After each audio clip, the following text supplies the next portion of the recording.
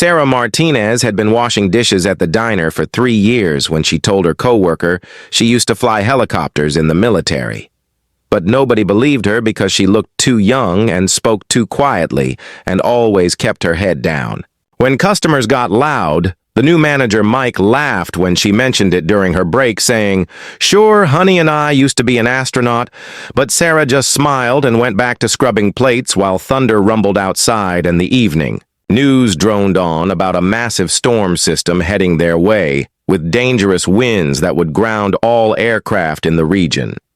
But what Mike didn't know was that Sarah had been watching the weather reports all week and calculating wind speeds and visibility conditions the way she used to before dangerous missions overseas, and something about tonight felt different, like the kind of night when impossible things become necessary. The grease stains on her apron told the story of another long shift at Molly's Diner, where the coffee was always too weak and the customers always too demanding, but Sarah had learned to find peace in the rhythm of washing and rinsing and stacking clean plates, because it kept her hands busy and her mind from wandering back to places she didn't want to remember. The other waitresses, Jenny and Carol, treated her like she was invisible most days,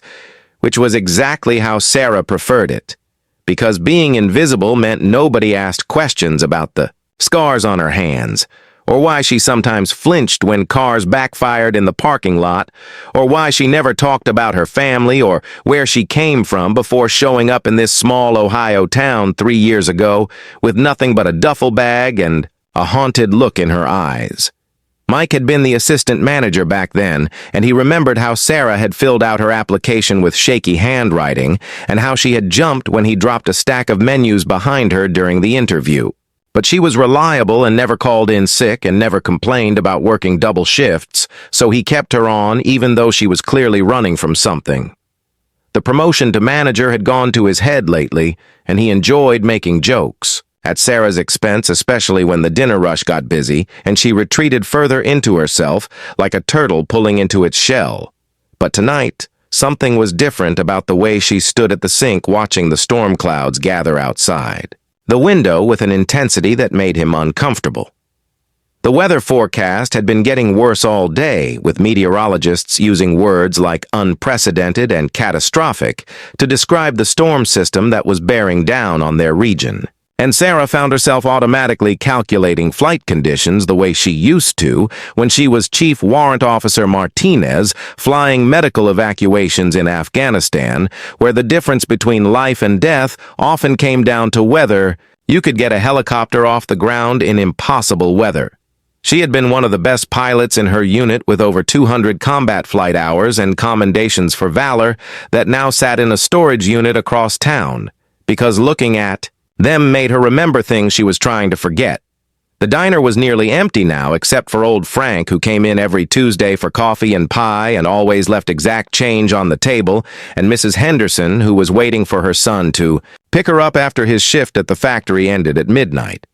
Sarah could hear the wind picking up outside, rattling the windows and making the neon sign flicker, and she found herself checking the emergency exits and noting the location of the first aid kit the way she used to assess landing zones for potential threats and escape routes. It was a habit she couldn't break, even though she told herself every day that she was done with that life, done with the responsibility of other people's. Lives in her hands, done with the weight of decisions that could save or destroy everything in a matter of seconds. Mike was counting the register when the first emergency vehicle went screaming past the diner, with lights flashing and sirens wailing, followed by another and then another, until it seemed like every first responder in the county was heading toward the east side of town, where the apartment complexes and trailer parks sat in the path of the worst weather. Sarah felt her pulse quicken, and her hands steady in a way they hadn't in months, because emergencies had always brought out the best in her, even when everything else was falling apart. The radio in the kitchen was crackling with weather updates and emergency broadcasts warning people to stay indoors and avoid unnecessary travel, but Sarah was already moving toward the window to get a better view of the storm. The lightning was getting closer now, illuminating the parking lot in stark white flashes that made everything looked like a war zone, and Sarah could feel the familiar surge of adrenaline that used to come before dangerous missions when lives hung in the balance and there was no room for fear or hesitation. She had been the pilot they called when nobody else would fly when the weather was too bad and the enemy fire too heavy and the wounded too critical to wait for better conditions, and she had never failed to bring her crew home, even when it seemed impossible, even when other pilots said it couldn't be done. But that was before the mission that changed everything before the night, when her steady hands weren't steady enough and her quick thinking wasn't quick enough, and good people died because she made the wrong choice at the wrong moment. Mike noticed her standing at the window with that strange intensity again, and he walked over to make another joke about her military stories, but something in her posture stopped him because she looked like a different person, suddenly alert, and focused in a way he had never seen before. The storm was getting worse by the minute, with wind gusts that were making the building creak and groan, and the power had flickered twice in the last 10 minutes, but Sarah seemed energized by the chaos rather than frightened by it, as if she was finally in her element after 3 years of hiding from who she really was. The emergency broadcasts were getting more urgent now, with reports of downed power lines and flooding and multiple accidents on the highways, but what caught Sarah's attention was the mention of aircraft being grounded at the regional airport and the National Guard depot, because no pilot in their right mind would attempt to fly in these conditions. She knew that depot well because she drove past it every day on her way to work, and she had seen the helicopters sitting on the tarmac like sleeping giants, waiting for someone brave enough or desperate enough to wake them up. The Black Hawks were the same model she had flown overseas, and she knew every switch and gauge and control surface by heart, even after 3 years of trying to forget. But forgetting was impossible when muscle memory ran deeper than conscious thought,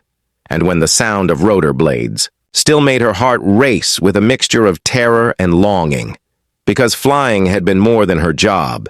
It had been her identity, her purpose, her reason for existing until the day it all went wrong, and she decided she could never trust herself with that kind of responsibility again. Yet tonight, as the storm raged outside and emergency vehicles raced through the darkness, Sarah Martinez felt something stirring inside her that had been dormant for 3 long years. Something that whispered. Maybe it was time to remember who she used to be before she became afraid of her own shadow. The emergency call came in at 11 p.m. when little Emma Rodriguez went missing from the apartment building across from the diner, and the police said no helicopters could fly in the storm winds that were now gusting at 60 mph. But Sarah's hands stopped shaking for the first time in months as she listened to the frantic mother screaming that her daughter had climbed onto the roof to rescue their cat, and now both were trapped up there with no way down. Sarah quietly untied her apron and walked outside into the howling wind while Mike called after her, asking where she was going. But she was already running toward the National Guard depot, 6 blocks away, where she knew they kept the helicopters because she had been watching that building every day for 3 years, wondering if she would ever be brave enough to touch the controls again after what happened in Afghanistan. But tonight, a child was in danger, and Sarah Martinez was done being afraid.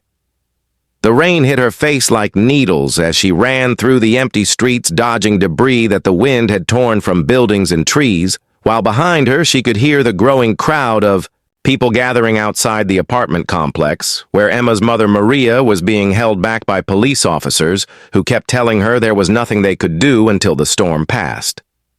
Sarah had seen that look of desperate helplessness before, in the faces of soldiers whose buddies were trapped behind enemy lines, and in the eyes of medics who had run out of supplies and time and options. But she had also learned that sometimes when everyone else said impossible, there was still one person willing to try the thing that couldn't be done.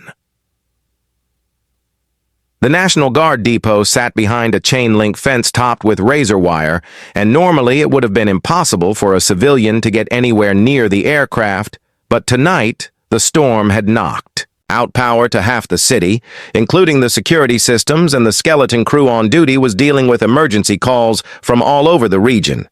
Sarah knew the layout of the facility from her daily drives past it, and she had memorized the location of every building and hangar the way she used to study maps before missions, because old habits died hard, even when you were trying to forget everything you used to be good at.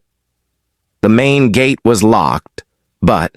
there was a section of fence near the back where a fallen tree had created a gap just wide enough for someone small and determined to squeeze through. Security Sergeant Tom Walsh was having the worst night of his 20-year career with phones ringing nonstop and half his equipment down, and reports coming in of emergencies all over the county that his unit couldn't respond to because of the weather conditions. He had been a crew chief on Blackhawks for 15 years before taking this desk job, and he knew better than anyone how dangerous it would be to put aircraft in the air tonight. But when he saw the small figure in a soaked diner uniform walking purposefully across the tarmac toward Hangar 3, he grabbed his flashlight and rain gear and went out to intercept what he assumed was a confused civilian who had gotten lost in the storm. Sarah was already running her hands along the fuselage of the Black Hawk when Walsh found her, and he was about to order her off the premises when she turned around and he saw something in her eyes that made him pause, because he had seen that look before in the faces of pilots who lived and breathed aviation and who could read aircraft the way other people read books.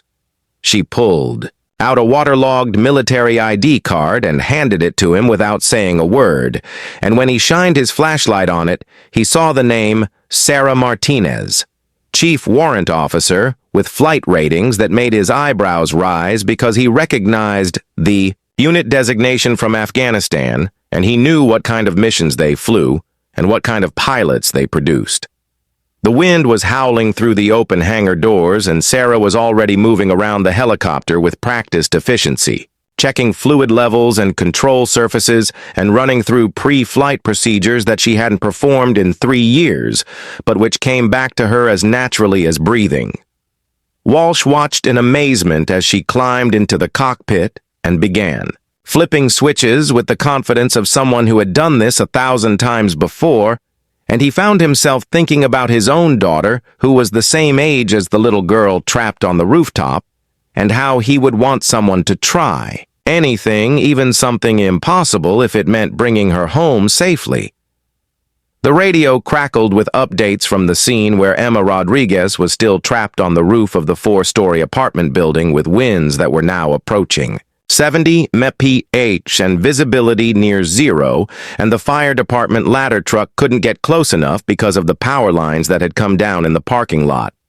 Sarah listened to the reports while she continued her pre-flight checks, and she could picture the scene in her mind because she had flown dozens of rooftop extractions in urban environments where the margin for error was measured in inches, and the difference between success and catastrophe came down to pilot skill and a little bit of luck. Walsh made a decision that would probably end his career when he helped Sarah push the Black Hawk out of the hangar and onto the tarmac, where the wind immediately tried to flip it over, but Sarah was already strapped in and bringing the engines online with a sound that cut through the storm like a knife. The rotor blades began to turn slowly at first, then faster as the twin turbines spooled up to operating speed, and Walsh had to shout over the noise to ask if she was really going to try this. But Sarah just gave him a thumbs up and began her final checks, while the helicopter strained against its own weight and the crosswinds that were trying to push it sideways across the tarmac. The control tower at the regional airport was going crazy with radio chatter as radar operators tracked an unauthorized aircraft taking off from the National Guard depot in weather conditions that had grounded every other pilot in the state. But Sarah had switched to the emergency frequency and was listening to the updates from the scene where little Emma was getting weaker and more frightened with each passing minute. The apartment building was surrounded by other structures that would make the approach extremely difficult, and the rooftop landing area was barely large enough for a helicopter, even in perfect conditions, but Sarah had landed in tighter spots under enemy fire, and she knew that sometimes the most dangerous thing you could do was nothing at all. The Black Hawk lifted off into the storm with Sarah fighting the controls every second as crosswinds tried to slam her into the ground or flip her upside down, but she had trained for this kind of flying in conditions that would terrify civilian pilots, and she found herself falling back into the rhythm of combat aviation, where every decision had to be made instantly and correctly, because there were no second chances. The city spread out below her in a patchwork of darkness, broken by emergency lights, and the occasional flash of lightning that illuminated the chaos on the ground, where first responders were doing their best with inadequate resources and impossible conditions. As she approached the apartment complex, Sarah could see the crowd gathered in the street and the fire trucks with their ladders extended uselessly toward a building they couldn't reach, and somewhere up on that roof was a 6-year-old girl who was depending on a washed-up pilot who hadn't flown in 3 years to do something that every expert said was impossible. But Sarah Martinez had built her career on proving experts wrong, and tonight she was going to find out if 3 years of washing dishes had taken away the edge that had once made her one of the best helicopter pilots in the United States Army. The security guard at the depot recognized something in Sarah's eyes when she showed him her old military ID and explained about the trapped child, so he didn't stop her when she walked straight to the Black Hawk and began her pre-flight checks with muscle memory that came flooding back like riding a bicycle. Except this bicycle could kill you if you made one wrong move. Sarah fired up the engines as the storm raged around her and the helicopter shuddered against the wind. But she had flown in worse conditions in Kandahar, when lives depended on her steady hands and clear thinking. The radio crackled with angry voices demanding to know who was taking off without authorization, but Sarah was all ready. Lifting into the black sky, fighting crosswinds that would have grounded pilots with twice her experience, while below her, the whole town watched in amazement as the impossible happened.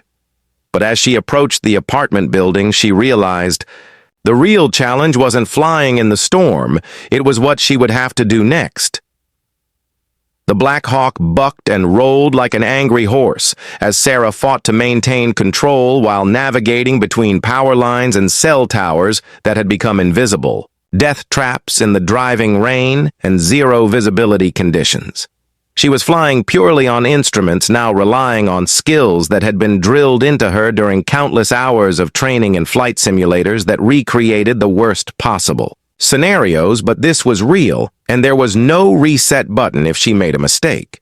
The GPS showed she was 3 blocks from the apartment complex, but the wind was pushing her off course, and she had to constantly adjust her heading while monitoring engine temperatures and fuel consumption because the storm was forcing the aircraft to work harder than it was designed for. Below her, the city had become a maze of darkened streets punctuated by the flashing lights of emergency vehicles that looked like fireflies from her altitude, and Sarah found herself thinking about all the night missions she had flown in Afghanistan, where the landscape was just as hostile and unforgiving. But at least then she had been part of a team with backup plans and support units standing by. Tonight, she was completely alone with nothing but her own skill and determination, standing between a little girl and disaster. The radio chatter was getting more frantic as air traffic controllers tried to vector her away from the populated areas, but Sarah had switched to the emergency frequency and was listening to updates from the ground crew who were painting an increasingly desperate picture of the situation on the rooftop Emma Rodriguez had been on. That roof for over an hour now, and the report said she was showing signs of hypothermia, while the cat she had tried to rescue was nowhere to be found, which meant the 6-year-old had risked her life for nothing and was now paying the price for her innocent attempt to save a pet that had probably already found its own way to safety. Sarah knew that children could survive longer in cold conditions than adults, but the combination of wind and rain and fear was a deadly cocktail that could shut down a small body in minutes rather than hours. The fire department had tried everything from ladder trucks to rope rescue teams, but the downed power lines and unstable debris field around the building had made every conventional approach impossible. The apartment complex came into view through the rain-streaked windscreen, and Sarah felt her heart sink as she saw the true scope of the challenge ahead, because the building was surrounded by other structures that created a wind tunnel, effect that was making the air currents even more unpredictable and dangerous. The rooftop where Emma was trapped looked impossibly small from the air, barely large enough for a helicopter to land even in perfect conditions, and Sarah could see that one wrong move would send the Black Hawk tumbling into the crowd of people gathered in the street below or crashing into the adjacent buildings that rose up on three sides like the walls of a canyon.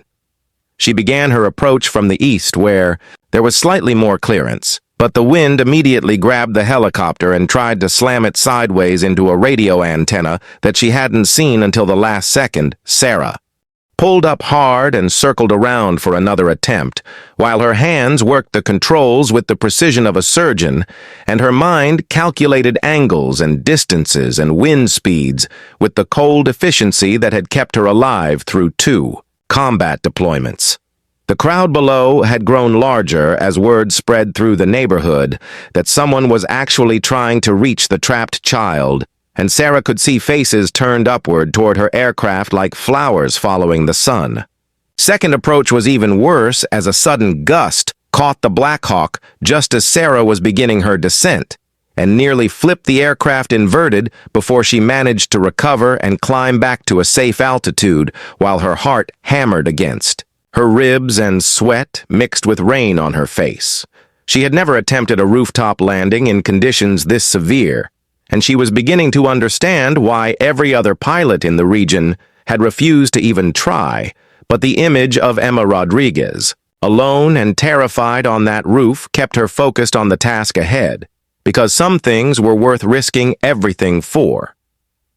The third approach came from the north, where the wind patterns were slightly more favorable, but Sarah had to thread the needle between a water tower and a cell phone array while fighting downdrafts that tried to drive the helicopter into the ground like a giant invisible hand.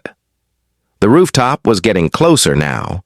and she could see the small figure huddled against an air conditioning unit in the corner where she had taken shelter from the worst of the wind and rain. Emma looked so tiny and fragile from above that Sarah felt a surge of protective fury at the storm that was trying to claim this innocent life radio. Chatter from the ground crews was painting an increasingly urgent picture as Emma's core body temperature continued to drop and her responses to shouted questions from below became weaker and less coherent.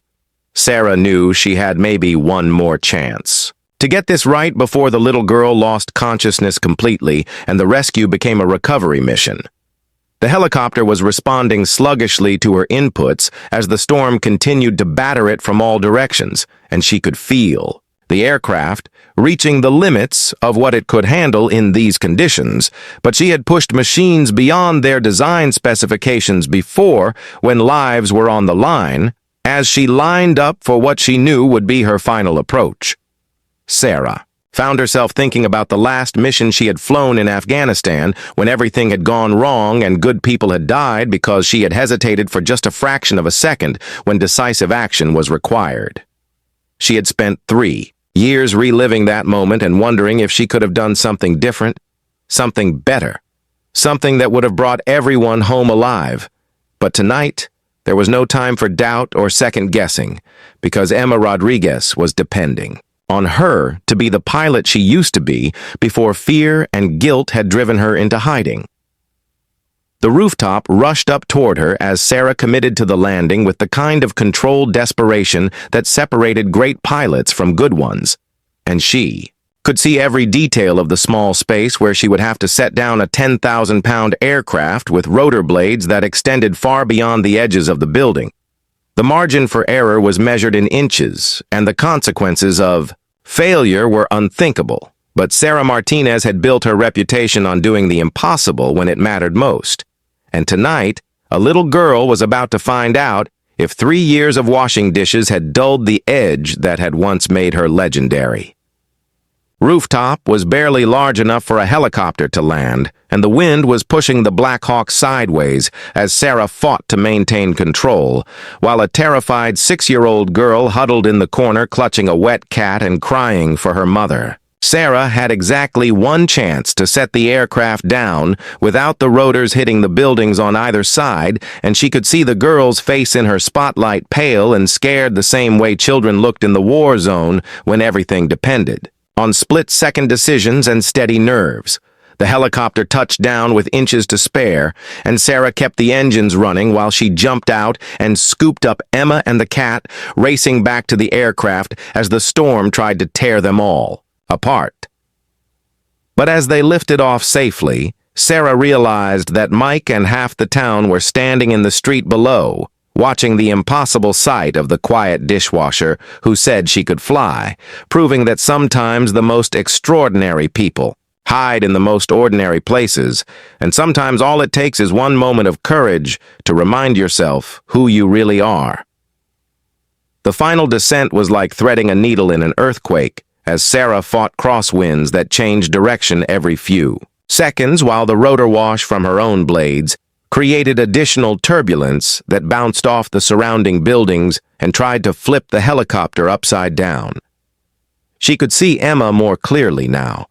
a small figure in pink pajamas soaked through, and shivering uncontrollably while somehow still managing to hold on to an orange tabby cat that looked just as miserable and frightened as its young rescuer.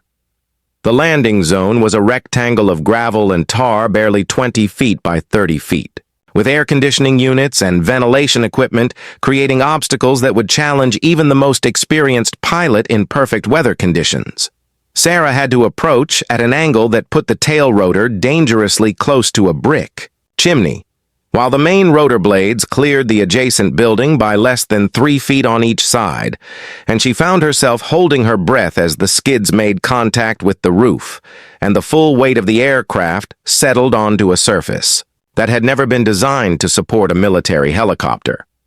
The building groaned under the load, and Sarah could feel vibrations through the airframe that told her she was pushing the structural limits of both the aircraft and the rooftop. But Emma was already stumbling toward the helicopter with the cat clutched against her chest and tears streaming down her face. The little girl was hypothermic and barely conscious, but she had enough presence of mind to be terrified of the massive machine that had appeared out of the storm like something from a nightmare, and Sarah realized she would have to get out and physically carry Emma to safety because the child was too scared and too weak to climb into the helicopter on her own. The rotor blades were still turning at full power, creating a hurricane of wind and noise that made communication impossible. But Sarah could see the trust in Emma's eyes when she knelt down and shouted over the engine noise that everything was going to be okay, and that she was there to take her home to her mother. Lifting off from the rooftop was even more dangerous than landing, because Sarah now had the additional weight and unpredictable movement of a frightened child and a panicked cat in the cabin. While the storm continued to batter the aircraft from all directions, Emma was strapped into the co-pilot seat, but she was crying and shaking so violently that Sarah was worried she might go into shock before they could reach the ground. The cat had escaped from Emma's arms and was hiding somewhere in the back of the helicopter, adding another variable to an already complex situation. But Sarah forced herself to focus on flying because the hardest part was still ahead. The crowd below had grown to include what looked like half the town as word spread through social media and emergency radio channels that someone was actually attempting the impossible rescue that every expert had said couldn't be done. Sarah could see news crews setting up cameras and emergency vehicles positioning themselves for the landing, while Maria Rodriguez stood in the center of it all with her hands pressed to her mouth and tears streaming down her face as she watched her daughter being lifted to safety by a stranger who had appeared out of nowhere like an angel in a storm. The flight to the hospital landing pad took only 3 minutes, but it felt like an eternity as Sarah navigated through the worst weather conditions she had ever encountered while monitoring Emma's vital signs and trying to keep the frightened child calm and conscious.